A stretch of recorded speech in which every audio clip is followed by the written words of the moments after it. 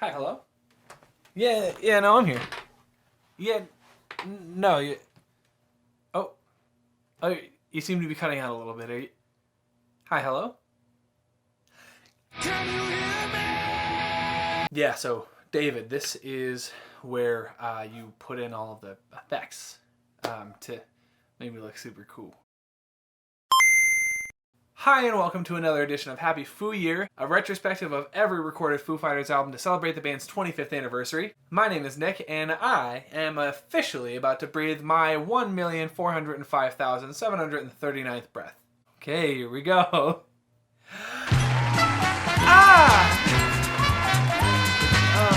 Today is gonna be a doozy. Ooh, boy. Because we are gonna talk about the double album In Your Honor. If you'd like to catch up with the last video in the series, you can go ahead and check the little eye guy up there. But without further ado, hold on to your butts, take my hand, and say your prayers, cause there's no way back from here. What?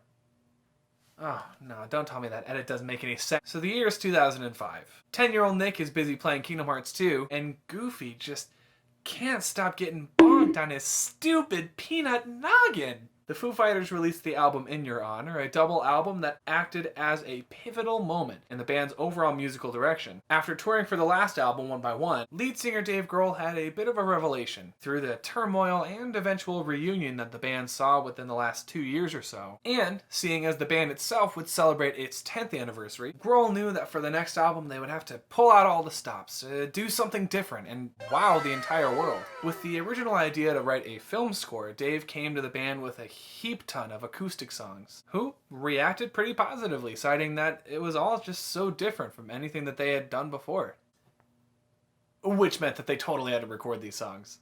But, not wanting to record a Dave Grohl solo album or just an acoustic album, they settled on recording a double album. One disc would be all the heavy stuff that the band was known for, while the second disc would be all of the stripped down acoustic stuff. Of course, since this would all be foreign territory for our boys in Foo, it was either go big or go home. Or, more specifically, they goed to a new studio and teamed up with some of the most prolific artists in the entire world. It's fine.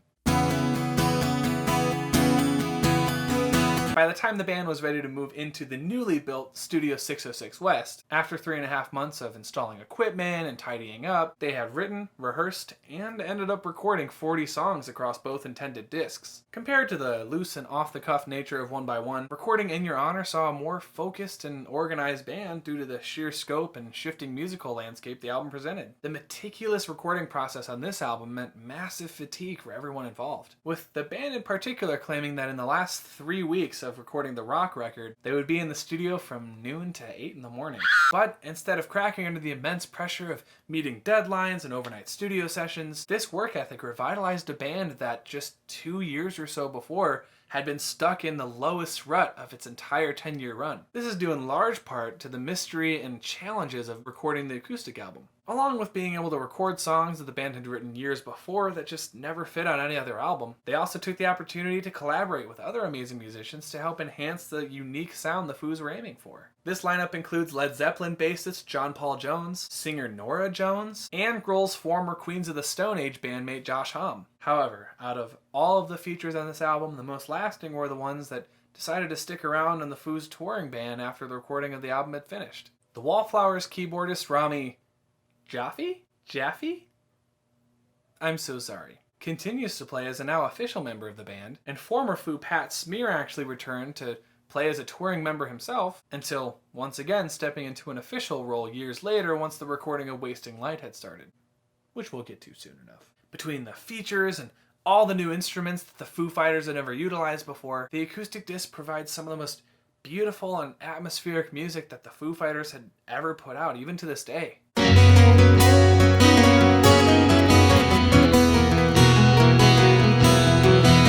I gotta say, back when I was a lot less familiar with the band, I was really intimidated to listen to this album. Not only were there 20 whole songs to listen to in one sitting, but I only recognized Best of You given that it was and continues to be one of the Foo Fighters' biggest songs. But these days, I find myself going back to this album a lot more than I ever expected to, particularly the acoustic disc. As for the rock disc, I feel like it affected the default Foo Fighters sound for the rest of their career, for better or for worse. Best of You, as mentioned before, is the only time in my entire life that I will try to scream for 4 minutes straight because the raw power and energy of that song just makes it so much more tempting to do so.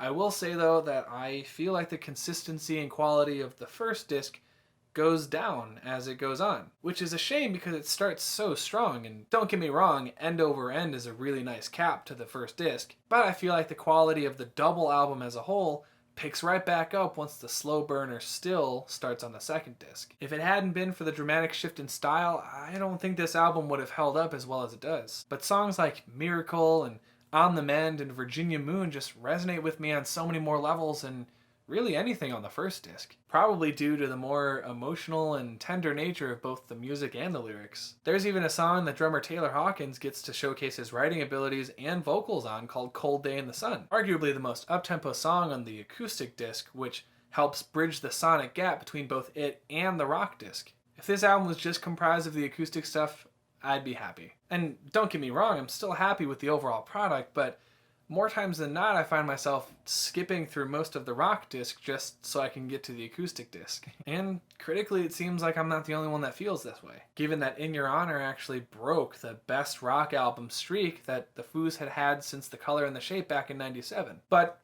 honestly, I care more about what you guys think than the Academy any day. So, how do you feel about this album? Do you have any standout tracks? Comment below, let me know, and stick around till next week when I'll cover not one, but 2 songs from this album, one from each disc. If you like this video and wanted to keep up with the series, be sure to hit that subscribe button and the bell next to it so you're notified when a new video comes out. But until then, of course, stay safe, stay healthy, and wash your filthy hands, you dirty boogers.